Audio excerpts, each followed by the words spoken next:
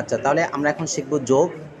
ইতিপূর্বে আমরা শিখছিলাম অঙ্ক 1 থেকে 9 পর্যন্ত কিভাবে শিক্ষা দিতে হয়, 10 থেকে উপরে কিভাবে শিক্ষা দিতে হয়, কথায় কিভাবে শিক্ষা দিতে হয়, জোড় বিজোড় কিভাবে শিক্ষা দিতে হয়, ছোট থেকে বড়, বড় থেকে ছোট কিভাবে নির্ণয় করতে হয়।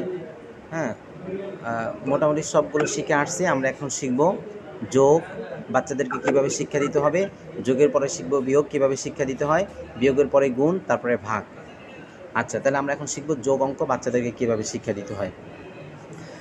একটু আগে আমি বলছিলাম যোগ বিয়োগ গুণ ভাগ সবগুলো পড়ানোর পদ্ধতি এক, পড়া ভিন্ন, সবক ভিন্ন, অঙ্ক ভিন্ন, কিন্তু পড়ানোর পদ্ধতি এক।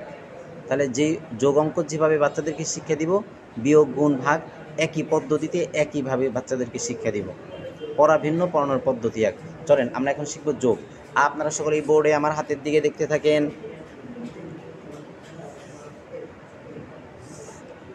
আপনাদের সিলেটের মাঝখানে এইভাবে একটা লিখেন।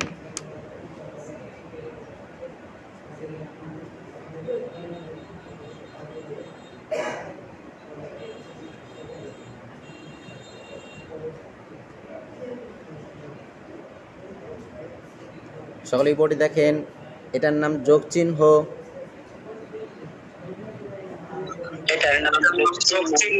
এটার নাম যোগ চিহ্ন।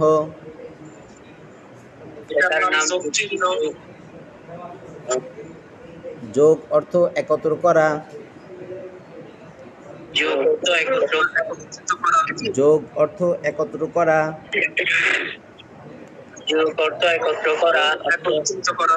দুই বা দুইয়ের বেশি সংখ্যাকে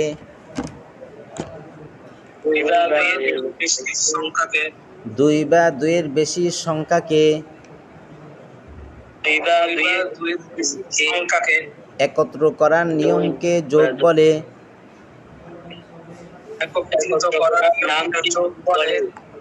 দুই বা দুইয়ের বেশি সংখ্যাকে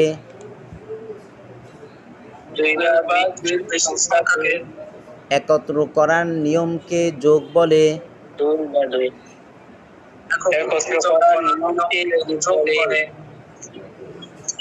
যোগ অঙ্ক দুইভাবে সাজানো যায়।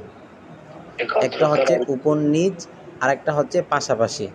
উপর নিচ সাজাইলে সেক্ষেত্রে নিচের সংখ্যার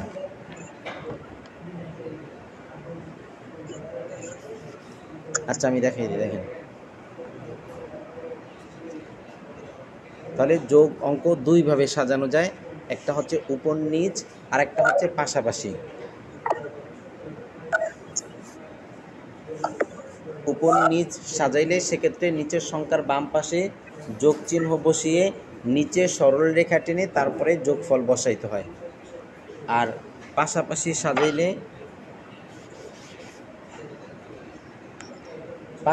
সাজাইলে সেক্ষেত্রে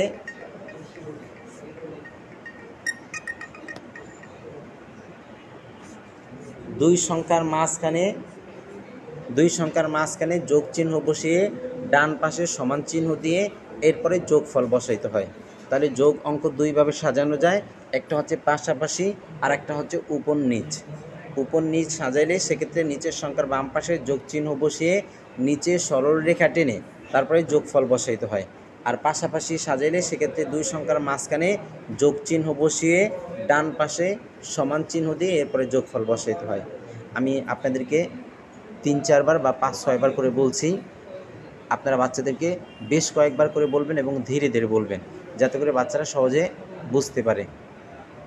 আচ্ছা, তাহলে আমরা একটু আগে পড়ছি যোগ অর্থ একত্র করা। বড় কোনো ছোট সংখ্যাকে বড় সংখ্যার সঙ্গে একত্র করার নিয়মকে যোগ বলে। আচ্ছা, তাহলে আমরা দুই বড় সংখ্যার নাম বলেন। ছোট সংখ্যা 2 1 বড় সংখ্যার নাম বলেন। 2 ছোট সংখ্যা 1 দুইয়ের সঙ্গে এক মিলান বা একত্র করেন, তাহলে যোগফল কত? 3 আমরা বলছি না যোগ অর্থ একত্র করা, তাহলে দুইয়ের সঙ্গে এককে একত্র করলে যোগফল 3। আচ্ছা, বড় সংখ্যার নাম বলেন। দুই দুই ছোট সংখ্যা।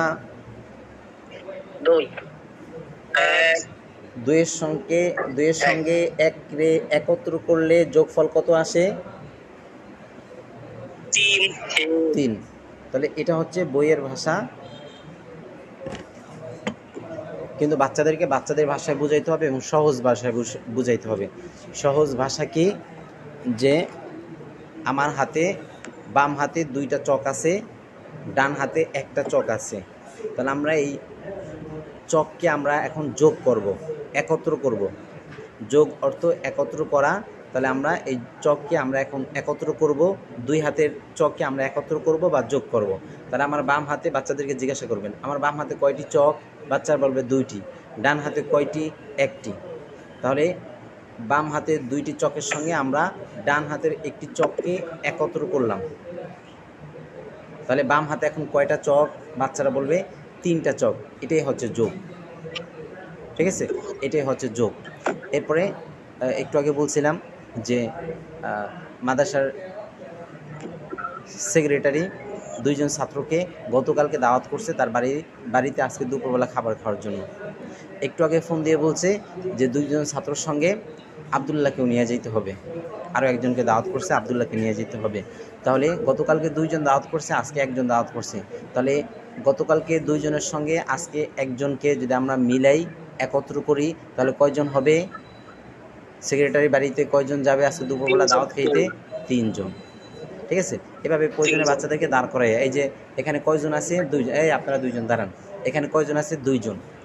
এখানে কয়জন? এই পাশে একজন দাঁড় করাইবেন। এই পাশে কয়জন? একজন। তাহলে এই 2-এর সঙ্গে 2জনের সঙ্গে আমরা এই একজনকে একত্র করব, এক জায়গায় করব, মিলাবো, যোগ করব। তাহলে এই একজনকে বলবেন আপনি এদের 2জনের সঙ্গে একত্রিত হন, একত্রিত হবে। একত্রিত হওয়ার পরে এরপর বাচ্চাদেরকে জিজ্ঞাসা করবেন তাহলে এখানে আগে 2জন ছিল, 2জনের সঙ্গে আমি আরও একজনকে একত্রিত করছি, যোগ করছি, মিলাইছি, এখন এখানে কয়জন? বাচ্চারা বলবে 3জন। এটাই হচ্ছে যোগ সংখ্যা, এটাই হচ্ছে যোগ। বুঝছেন সবাই?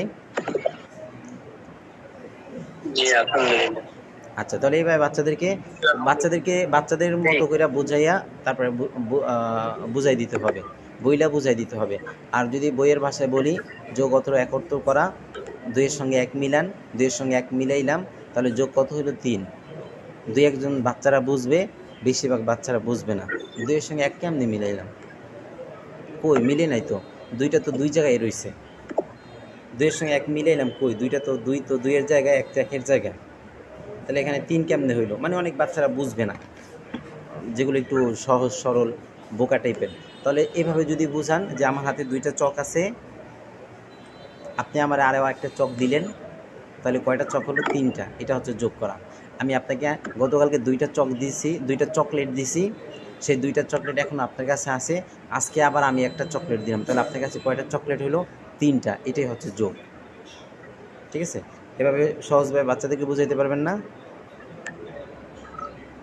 ইনশাআল্লাহ।